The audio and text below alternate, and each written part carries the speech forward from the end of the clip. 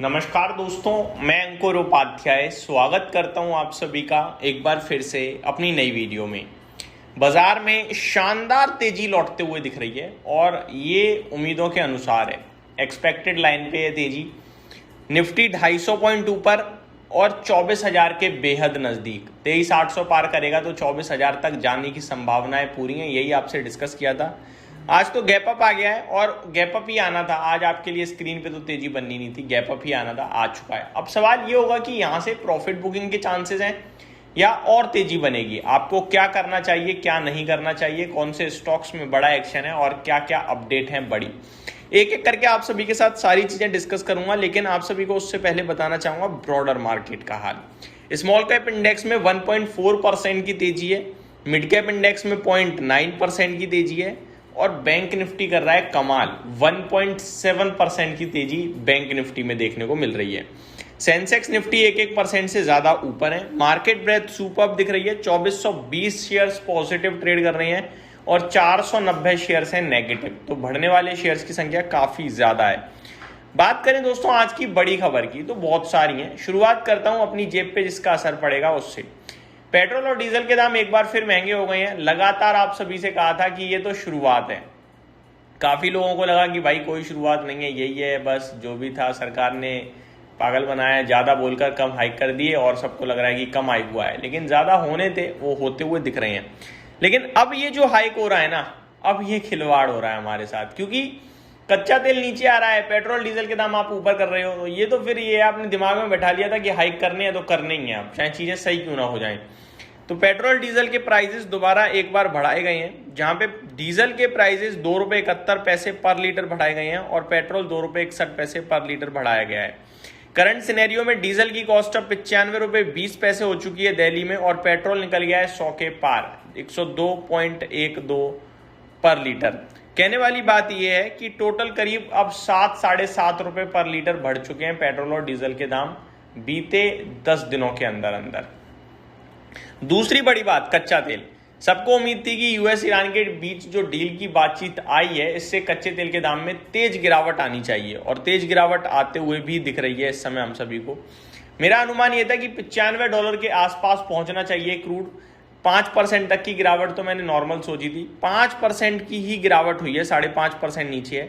लेकिन $95 से अभी थोड़ा सा दूर और है, $98 के जस्ट नीचे ट्रेड कर रहा है। मेरे को लगता है ये धीरे धीरे धीरे $95 की तरफ जाएगा, क्योंकि 95 के पास सेटल होना बनता है इतनी बड़ी खबर के बाद। $95 के पास ये बाजार मार्केट्स के लिए बहुत पॉजिटिव होगा। देखो अब इकोनॉमीज पे ना जो प्रेशर है वो काफी कम हो जाएगा। 110, 112, 105 में और $95 में काफी फर्क होता है। 100 के नीचे निकलते ही आप सेंटीमेंट्स के हिसाब से पॉजिटिव हो जाते हो। तो ये मेरे हिसाब से काफी अच्छा हुआ है जो ब्रेंट क्रूड के दाम आपको घटते हुए दिख रहे हैं।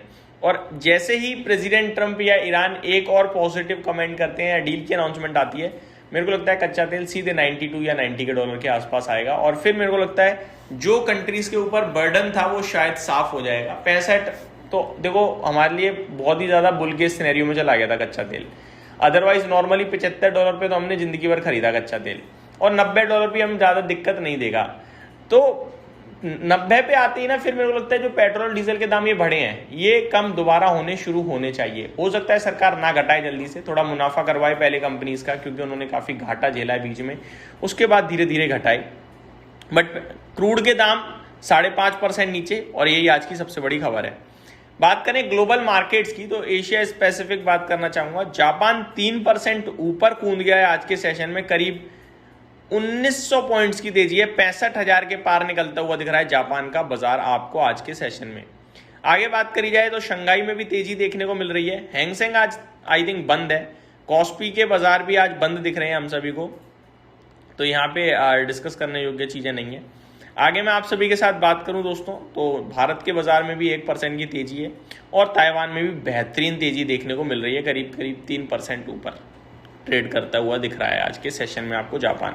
अब स्टॉक स्पेसिफिक आ जाते हैं। आज के स्टार परफॉर्मर्स की बात करें तो HFCL 10% ऊपर, टीटागढ़ रेल 7%, गेल में 5.5% की तेजी है, CP प्लस में 6% की तेजी है, आइशर मोटर अपने नतीजों के बाद 5.25% ऊपर है। गिरने वाले शेयर्स की बात करी जाए तो नौकरी में करीब 4.5% की गिरावट है। Jubilant Pharmova, NTPC green, Belrise industries और शिपिंग कॉर्पोरेशन ऑफ इंडिया, ये कुछ स्टॉक्स जो नेगेटिव परफॉर्म करते हुए दिख रहे हैं। टॉप टर्नओवर की लिस्ट को लीड कर रहा है HFCL, 800 करोड़ का सौदा हुआ है और 1.25 घंटा हो गया बाजार खुले हुए, तो ज्यादा ट्रेड दिख नहीं रहा आज किसी भी स्टॉक में। Indigo, HDFC bank, ICICI bank में भी अच्छा खासा टर्नओवर होता हुआ दिख रहा है 700 से 800 करोड़ का। निफ्टी में 40 स्टॉक्स पॉजिटिव है, 10 नेगेटिव है। टॉप गेनर आइशर मोटर है, top loser max health, ONGC, Hindalco और TCS देखने को मिल रहे हैं। रिजल्ट कैलेंडर की बात करूं, आज बड़े नामों में Hitachi energy, Suzlon energy, RVNL, Sundaram finance, conquer, NBCC, pine lab, ये कुछ बड़े नाम है जिनके आज नतीजे आते हुए दिखेंगे। तो इस वीडियो में दोस्तों सिर्फ इतना ही। अगली वीडियो में स्टॉक स्पेसिफिक बात करूंगा, बने रहिए चैनल के साथ। Thank you so much for watching this video. Have a great day guys.